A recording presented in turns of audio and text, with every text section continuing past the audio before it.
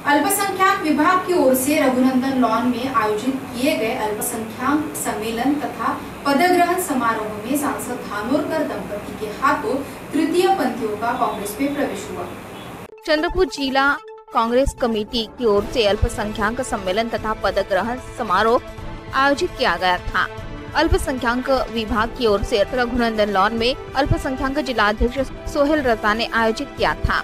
इस कार्यक्रम में सांसद धानोरकर, विधायक प्रतिभा धानोरकर, कांग्रेस के ज्येष्ठ नेता विनोद दत्तात्रेय, प्रदेश उपाध्यक्ष अल्पसंख्यक विभाग शहबाज सिद्दीकी, कांग्रेस के ग्रामीण जिलाध्यक्ष प्रकाश देवतले, कांग्रेस के शहर जिलाध्यक्ष रामू तिवारी, महिला कांग्रेस प्रदेश महासचिव नम्रता ठिमस्कर, अल्पसंख्यक जिलाध्यक्ष सोहेल रजा, सेवा दल के जिलाध्यक्ष सूर्यकांत खनके, मनपा के गट नेता डॉक्टर सुरेश महाकोलकर, अल्पसंख्यक के शहर अध्यक्ष सुलेमान, रमजान घायल, प्रदेश सचिव विजय नड़े, अशोक मत्ते, शिवाराव, युवक कांग्रेस के अध्यक्ष हरीश कोत्तावार, युवक कांग्रेस के प्रदेश सचिव सचिन कत्याल, विधानसभा अध्यक्ष राजेश अड्डूर, डॉक्टर विश्वास भाड़े, ओबीसी नेता उमाकांत भांडे इनकी उपस्थिति थी। इस समय मान्यवरों का स्वागत सत्कार किया गया। इस समय सांसद विधायक धानोरकर दंपति के हाथों तृतीय पंथियों का कांग्रेस में प्रवेश किया गया। इस समय मान्यवरों ने अपने अपने विचारों से उपस्थितों को संबोधित किया। कार्यक्रम का संचालन रमजान अली घायल ने किया। आदमी हूँ, आज ये मेलावा रखने का हमारा उद्देश्य ये है कि जो चंद्रपुर शहर में और जिले में जो गतिविधियां चल रही है, बहुत से लोग आते हैं कांग्रेस ने क्या किया, कांग्रेस ने क्या नहीं किया।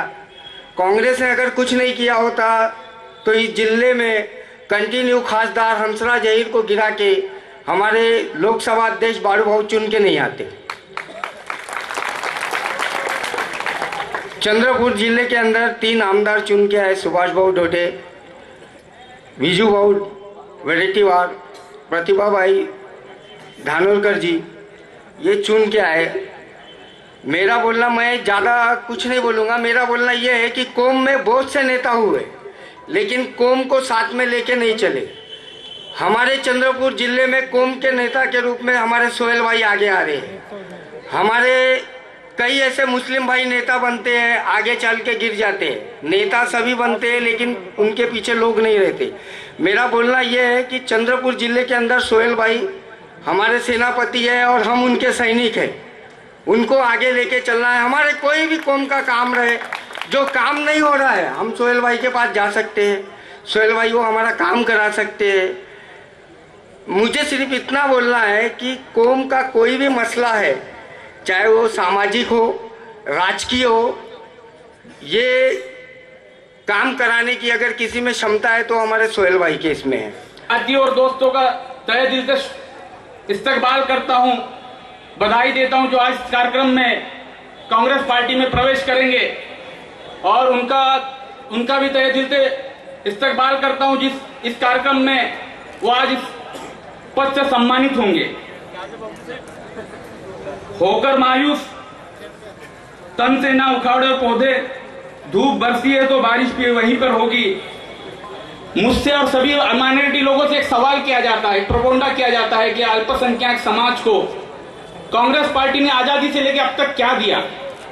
एक माहौल बनाया जाता है, बीजेपी की बी पार्टी पैदा हुई है जो एक क्रिएट करती है, गांव गांव मोहल्ले मिलती है, कांग्रेस पार्टी ने क्या दिया।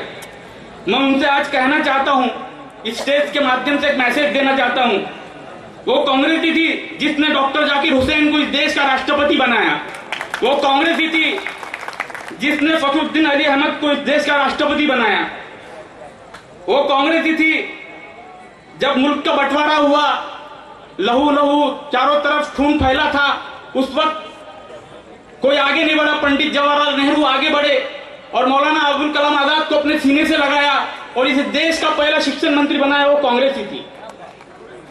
वो कांग्रेस ही थी जिसको बैरिस्टर अंतुली जी को इस महाराष्ट्र का मुख्यमंत्री बनाया। वो कांग्रेस ही थी जिसने सैयद तैमूरा को असम का सीएम बनाया।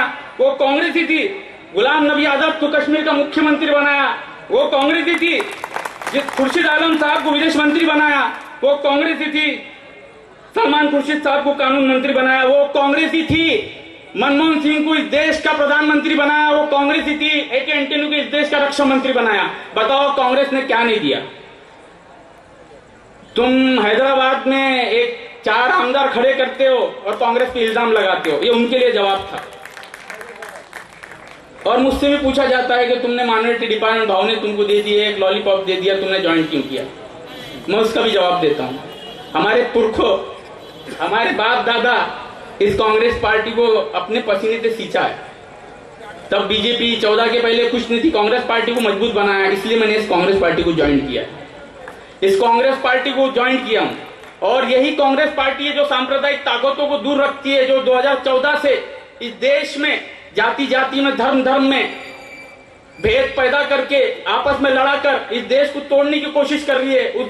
उस मकसद को सिर्फ कोई तोड़ सकता है, उस सांप्रदायिक ताकत को कोई रोक सकता है, सिर्फ वो कांग्रेस पार्टी है। कांग्रेस पार्टी में वो शक्ती और क्षमता है। हा अल्पसंख्याक मेळावा जरी असला तरी या ठिकाणी संख्या ही अल्प कुठंच दिसत नाही आहे। भरपूर अशा संख्येचा हा मेळावा, तसंच पदग्रहण सोहळा, अतिशय नियोजनबद्ध असा चांगला कार्यक्रम या ठिकाणी आयोजक मंडळीने आयोजित केला।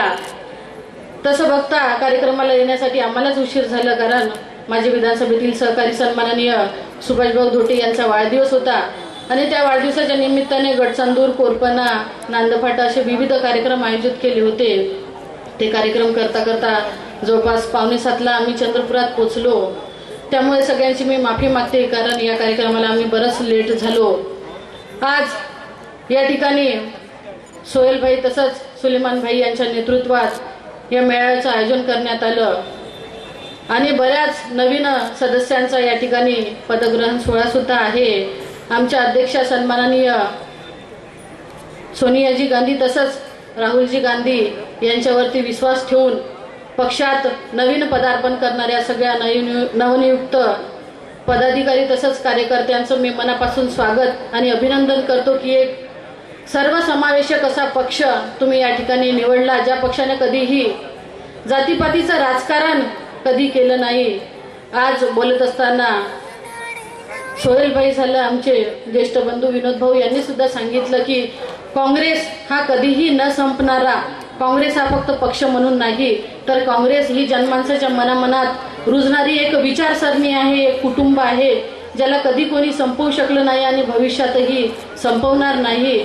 त्यामुळे नक्कीच या पक्षात येऊन तुम्ही स्वतःला सुद्धा समाधानी मानाल, कारण आज काँग्रेसमध्ये काम करत असताना आपण बघतो की काँग्रेसने कधीही जातीपातीचं राजकारण केलं नाही। आज एखादा मुस्लिम असो, एखादा बुद्धिस्ट असो किंवा कुठल्याही पक्षाचा माणूस असो, प्रत्येकाला सोबत घेऊन चालण्याचं काम काँग्रेस पक्षाने केलं आणि आज मला तर या राजकारणाचा फार कमी अनुभव आहे। माझ्या आयुष्यात मी ही पहिली निवडणूक लढवली, मात्र एवढं नक्कीच माहित आहे की मुस्लिम समाज हा काँग्रेसच्या पाठीमागे भक्कमपणे सदैव पाठीमागे राहिला आणि याची प्रचिती हे लोकसभेच्या निवडणुकीत मला चांगल्या प्रकारे आली, कारण आज या लोकसभा क्षेत्रात फिरत असताना ज्या पद्धतीने मुस्लिम समाजाच्या बांधवांनी काम केलं, काही लोकांनी तर पाणी न पिता उपोषण केलं। खरोखर मी त्यांच्या मनापासून आभार मानते, धन्यवाद मानते की त्यांच्या मनात सुद्धा होतं की नक्कीच बाळू धानोरकर हा या क्षेत्राचा